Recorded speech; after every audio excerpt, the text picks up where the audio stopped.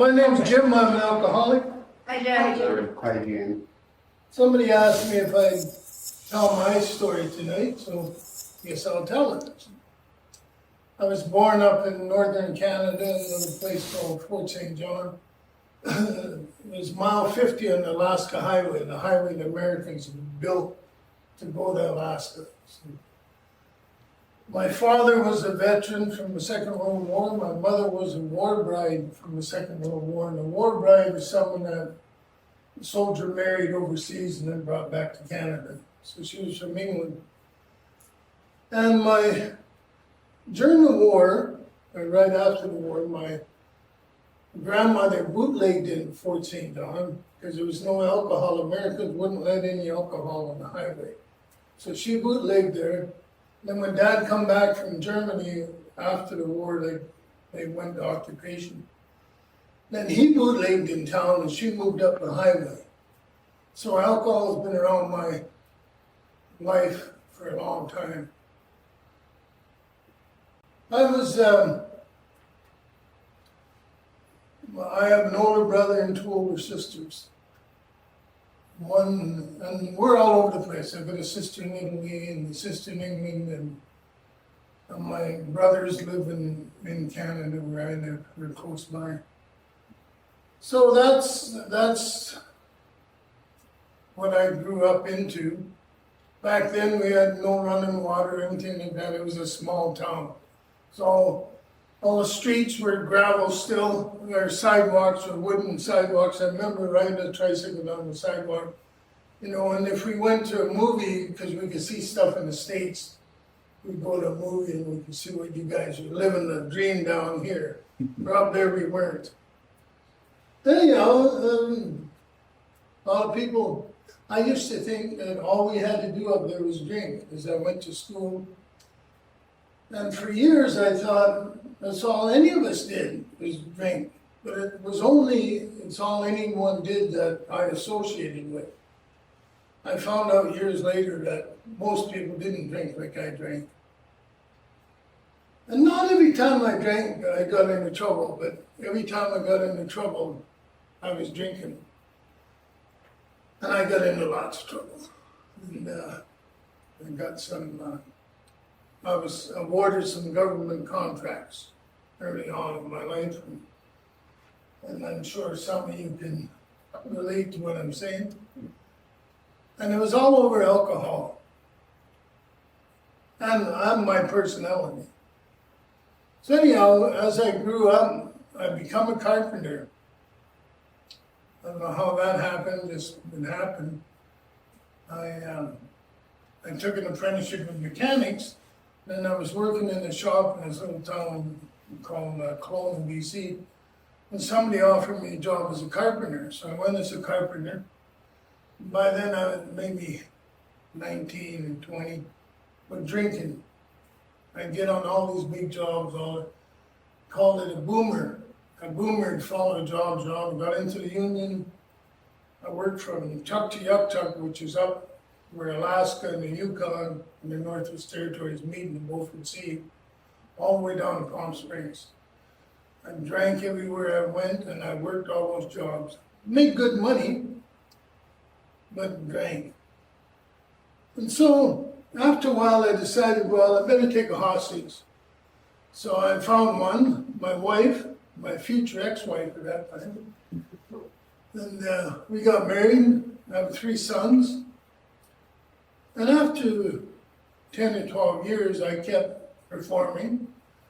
And I don't know what was wrong with that woman, but she decided that she wanted to leave. I don't know what was wrong with her. So that was my turning point. I was 39 by then. And I decided that I don't want to be my father, who had died an alcoholic. So I phoned in the newspaper, said, if you got a drinking problem, phone us. And there was Alcoholics Anonymous.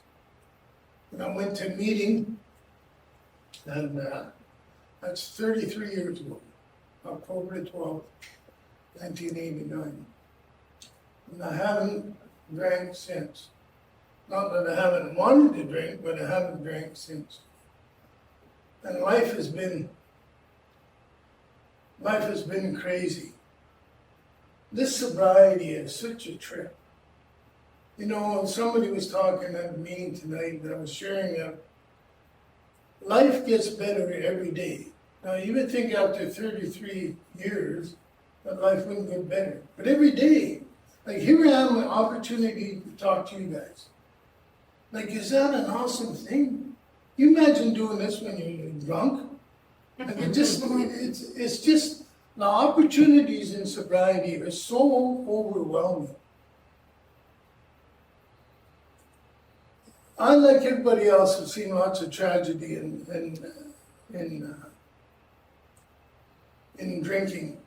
One time I went to this funeral, an alcoholic's funeral. And anyhow, I go there, there's a 10-year-old boy and a 7-year-old boy and 2 little girls and the mother. And it's in the middle of winter up in Fort St. John. And everybody's crying and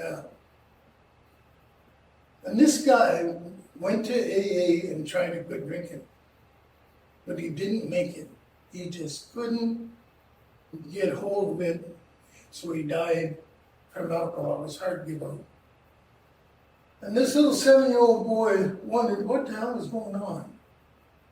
And I was that 7-year-old boy, you know, and that was my father's funeral.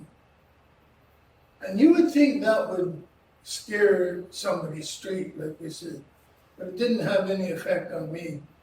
I wanted to become an alcoholic, I guess, and I did. So that's what happened. That's how I got to where I had to sober up. But I sobered up, I went into AA, and I talked to people there. And I remember the first time I went in, I was crying that night. I had to collapse longer. I got in the barroom fight, anyhow, typical shit. And I can remember that meeting. I walked up the stairs, and as an alcoholic, I'm always trying to convince myself not to do stuff. And I remember walking up the stairs there in Armstrong, some town.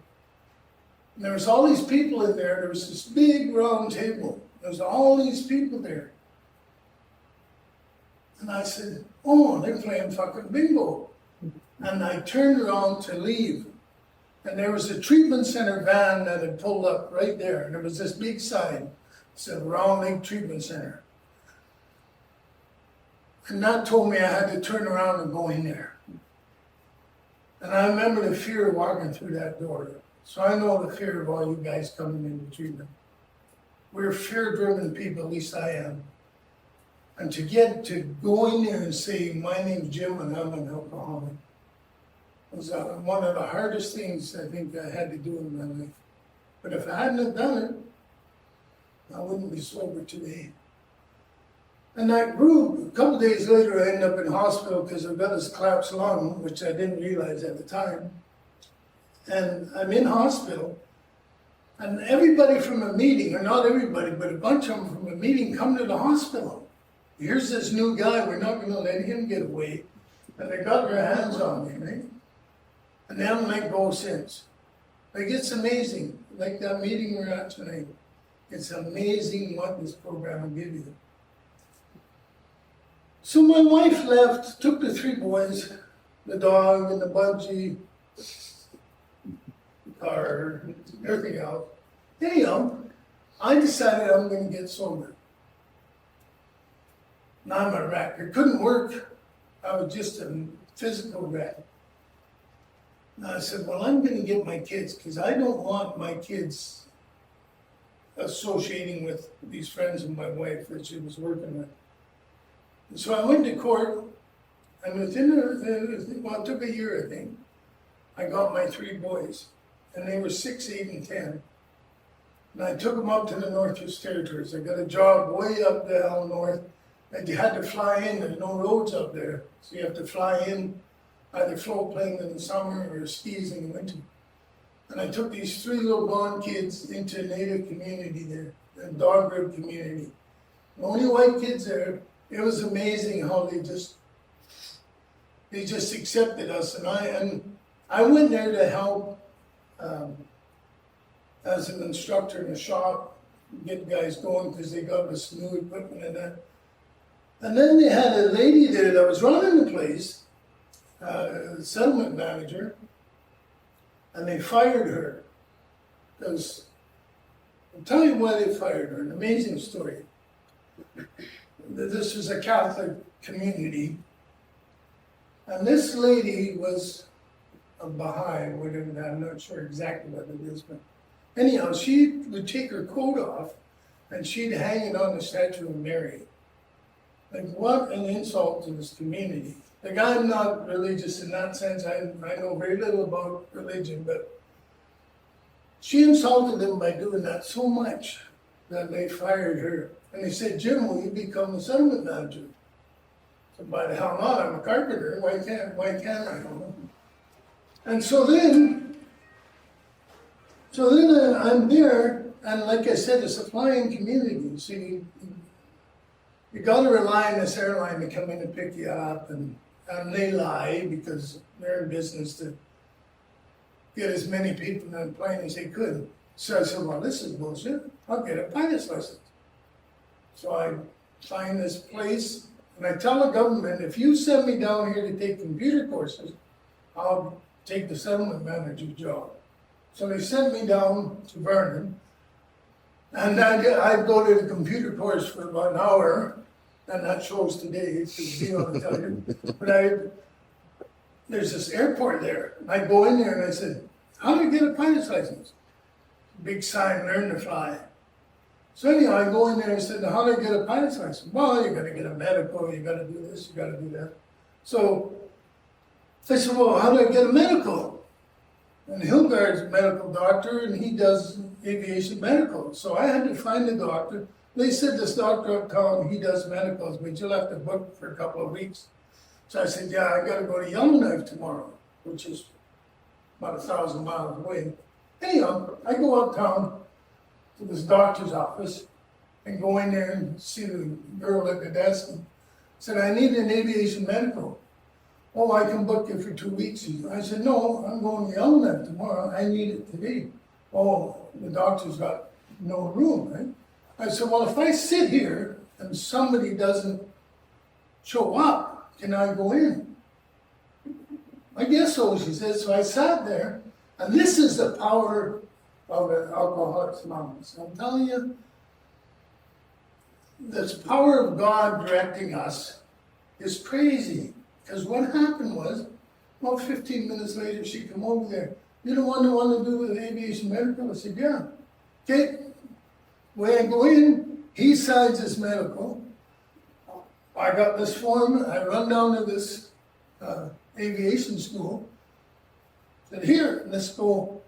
So they took me off. We taxied into 152, and that's the first day I flew.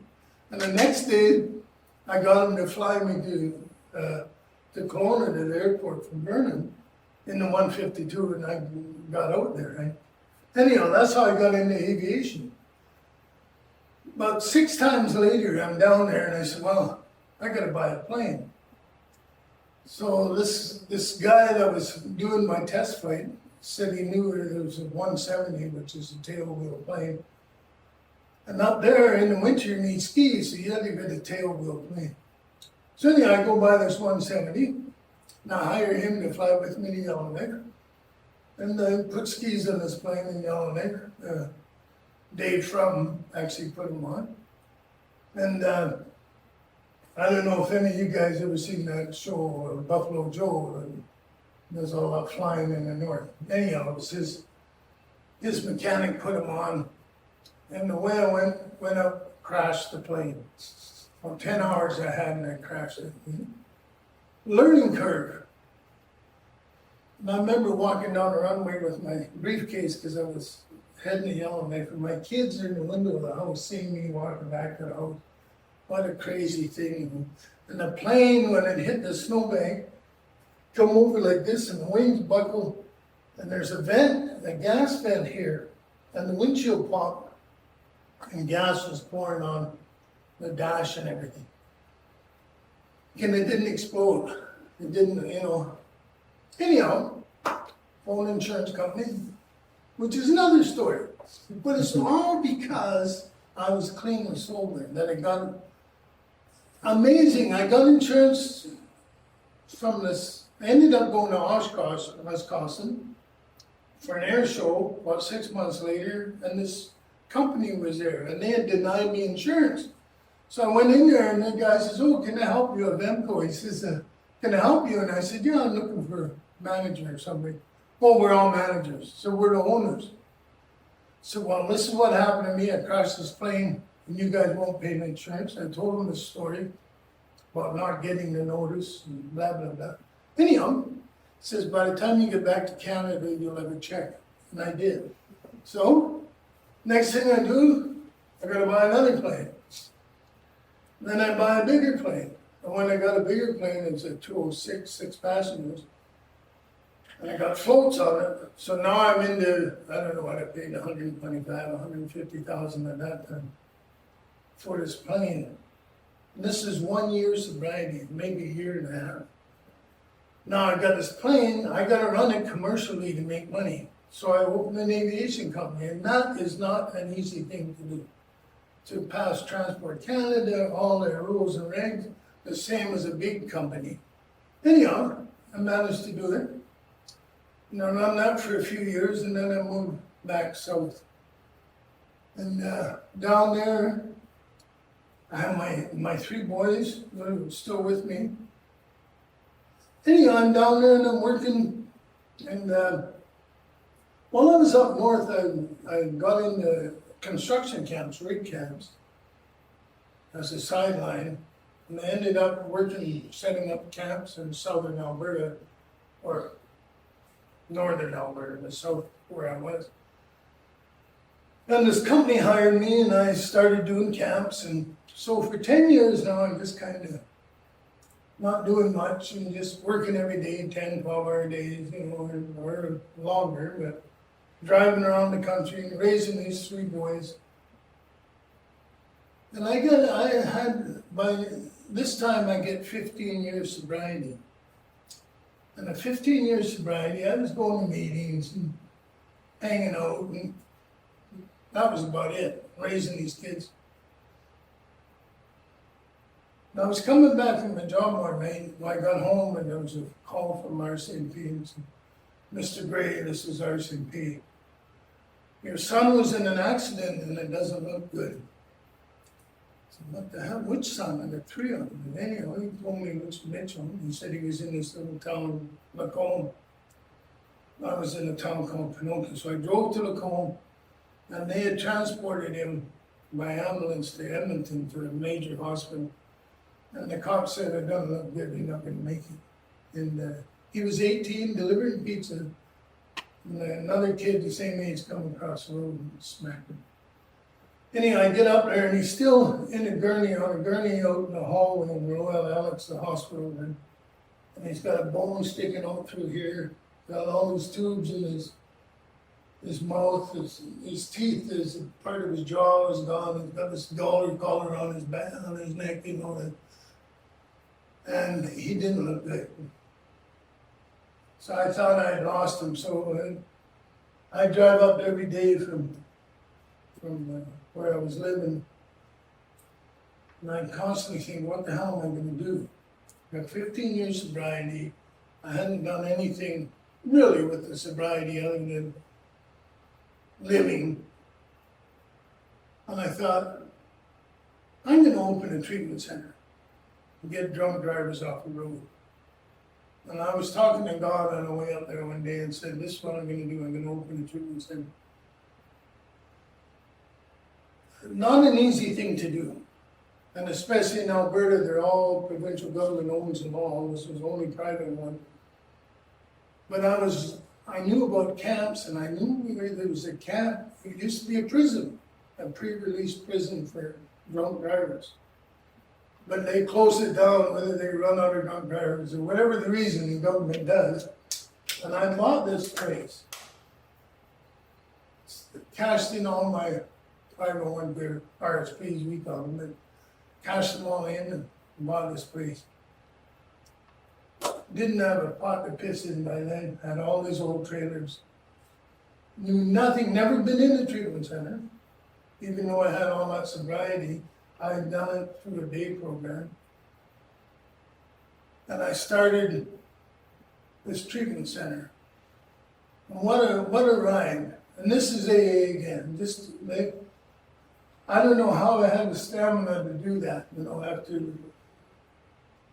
In the meantime, Mitchell, after, it was 14 days before he'd come back and he'd come out of this coma he was in. So anyhow, we keep working away in this treatment center, and the government, who had to get a license from, says, oh, nobody will come to that most infected place, which is true. There was mice in every building because it had been shut down for a while. So I took my pickup and I drilled a hole through the skirting, and I'd back it up there and I'd run that pickup for 12 hours and go to the next trailer to kill all these mice. That's how I killed them. Yeah, I killed all the mice. One thing I didn't realize, because it was a prison, it had all these CO2 detectors in there. Right? And of course, then Edmonton comes down because I let off all these bloody alarms. It was hilarious. But anyhow, I got rid of the mice and got some people in there. Got this guy in. And one day I'm down to one guy. I've got to tell you this story.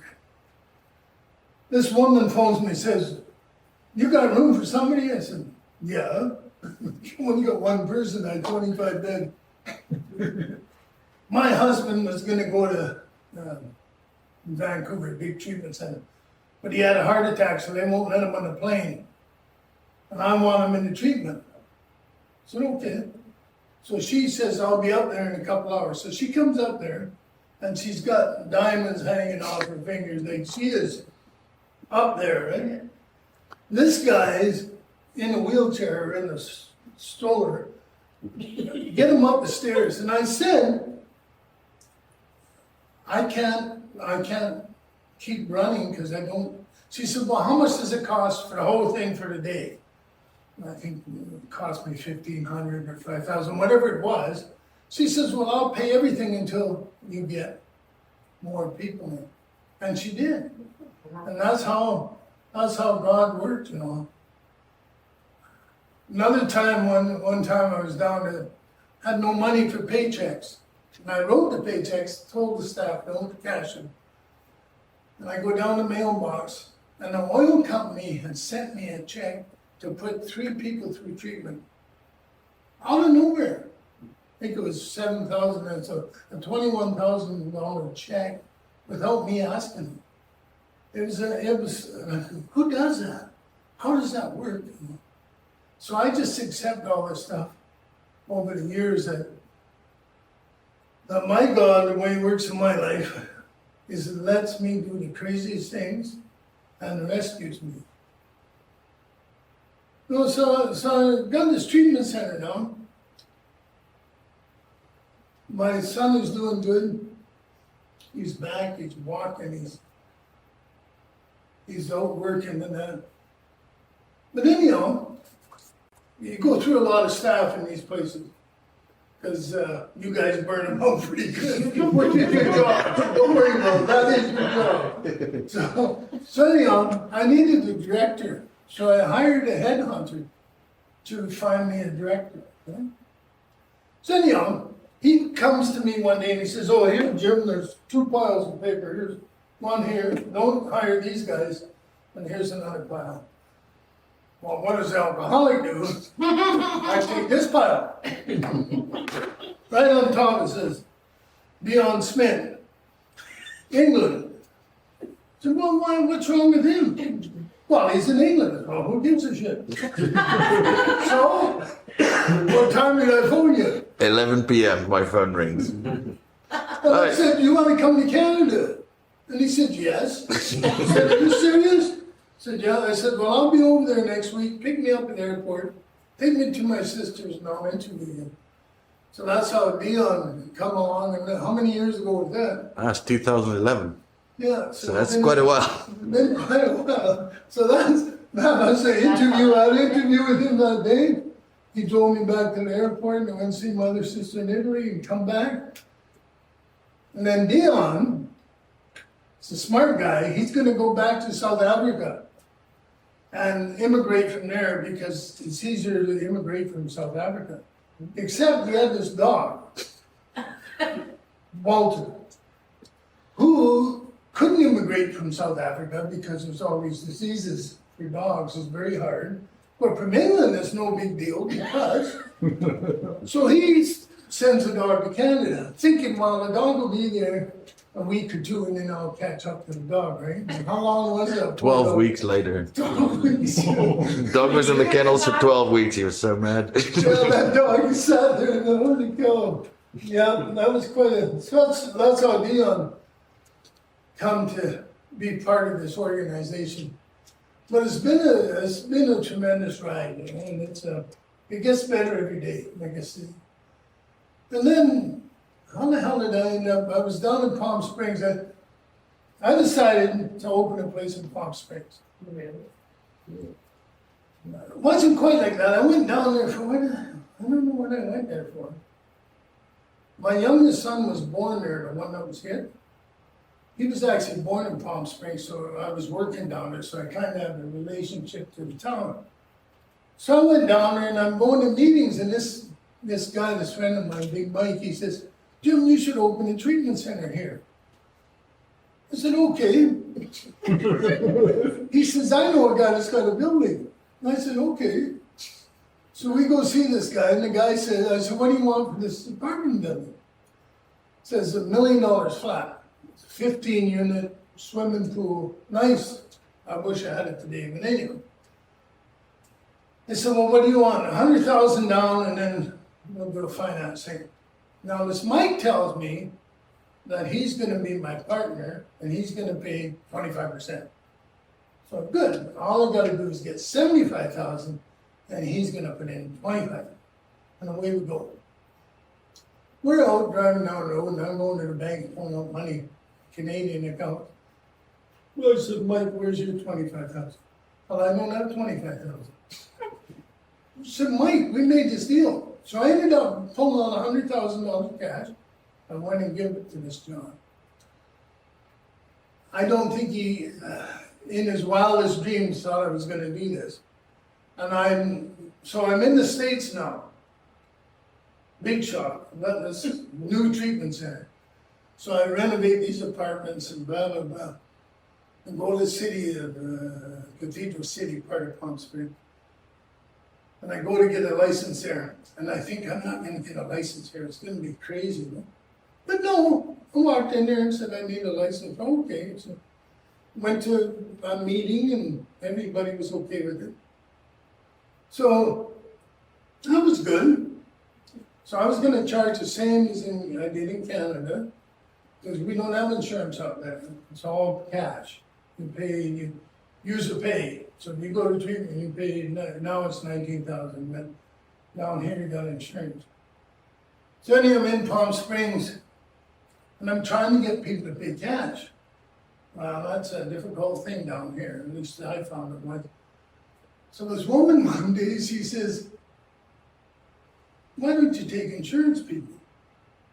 And I said, well, I don't like to deal with insurance companies or governments, or I'm an alcoholic, I don't want to do that shit. So anyhow, she talked me into it. And I went to insurance companies, and in those days, it was a lot simpler. You get out of network.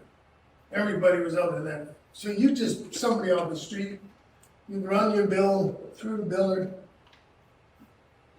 We were, I think it was 5,000 at that time was treatment. 5 or 7, something. But an insurance company would never pay you $5,000 for somebody to go for a month. They'd only pay a day rate. Some of those day rates were $70,000, $80,000 a month. By the time you get $3,000 this day, $5,000 this day, like it was like money from heaven. Like how? And I fell into this. There was no planning, nothing to do with me being smart, and it was like this. It was just bizarre. I wish those days were here again. But too many people abused it, and they shut a lot of that down. And I sold that place because, well, during COVID, actually. So anyhow, that's kind of how I got. Then I'm in Canada, and I'm flying on a twin, and I needed a hangar, didn't have a hangar. And Dr. Goosen, you're at a hangar. And so I started hanging my plane. And he knew what I was doing, and then I got him to, after 2 or 3 years, I got him to come out, and he was doing the medical for detox. And he got involved a little bit, but he didn't really want to have much to do with it. Then after a while, he quit altogether and said, no, I'm not going to do that. And then we bought a plane together. I don't know, he sold me 2 planes. I think that was what he got me, but anyway. But then we're sitting there one day, we decided, I said, let's open the place in the States again. Or I don't know whether he said, I said, and so we're looking online in Montana, because Montana just below Alberta, very easy for us, you know, it's right there an hour away by plane. And did we end up going and looking at that one in Boise? We planned, but we never got there because then I found this one online. This showed up online, $6 million building, and we flew out here and actually fell in love with the building. Not so much the lady that owned it, or the lady that didn't. She actually didn't own it, but she said she did. And it was a disaster, so we were here a couple of days and made an offer, she accepted. Then we found out she didn't own it, and so we backed out of the deal. How long? About 6 months, 8 months? Yeah. And then the county took it and put it up for auction. So we flew down that day, and the rest is history. And that was last January, you said? Yeah. So wasn't that long ago. So you guys are right in the beginning of this wonderful adventure we're on. And I appreciate all of you being part of it. And I appreciated all of you in that meeting tonight.